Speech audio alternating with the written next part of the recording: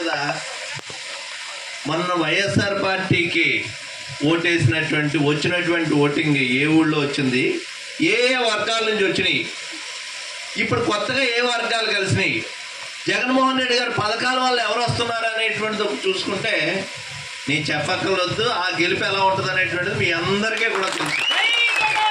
ఇది క్లియర్ కట్గా కనపడేది. అప్పటికి ఇప్పటికీ ఉన్నటువంటి తేడా ఏంటి అనేటువంటిది, ఒక గ్రామం ఉంటుంది, చెట్టుబల్జీలు, కాపులు, రెడ్లు, మాలలో, మాదిగులు, బీసీల్లో చిన్న చిన్న వర్గాలు అందరూ కూడా ఉంటారు. ఎన్నికలు అయిపోయేటప్పుడు ఎన్నికల్లో మీకు ఏ వర్గాలు చేసినాయి, ఏ వర్గాలు చేయలేదు అనేటువంటిది ఆయాలా తెలిసిపోదు కదా. కొంతమంది అయితే బహిరంగ జెండాలు పట్టుకొస్తారు, కొద్దిమంది జెండాలు లేకుండానే పనిచేసే వాళ్ళు ఉంటారు. వాళ్ళకి నచ్చినటువంటి పార్టీకి ఓటేసుకుంటారు, జనసేన పార్టీకో, టీడీపీకో, వైసీపీకో.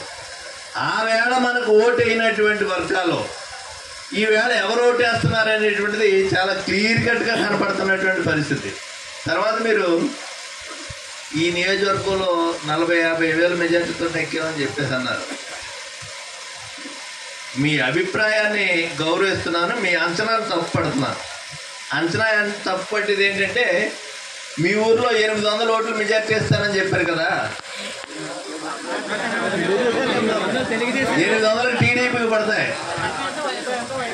అదే అన్నాను, మీకు ఆ వేళకి ఈ వేళకి చాలా స్పష్టంగా కనపడుతుంది. ఏ ఊరు చూసుకున్నాను, ఏ గ్రామంలో చూసుకున్నా, ఏ గ్రామంలో ఆ వేళ మనకు ఓట్లు వేశారు, అయినటువంటి వర్గాలు ఏ ఉన్నాయి, ఈ వేళ జగన్మోహన్ రెడ్డి గారి పథకాల వల్ల కానీ నా వల్ల కానీ కలిసి వచ్చేటువంటి వర్గాలు ఏమున్నాయనేటువంటి చూసుకుంటే ఆ గ్రామాల్లో ఏం జరుగుతుంది అనేటువంటిది క్లియర్గా కనపడుతుంది.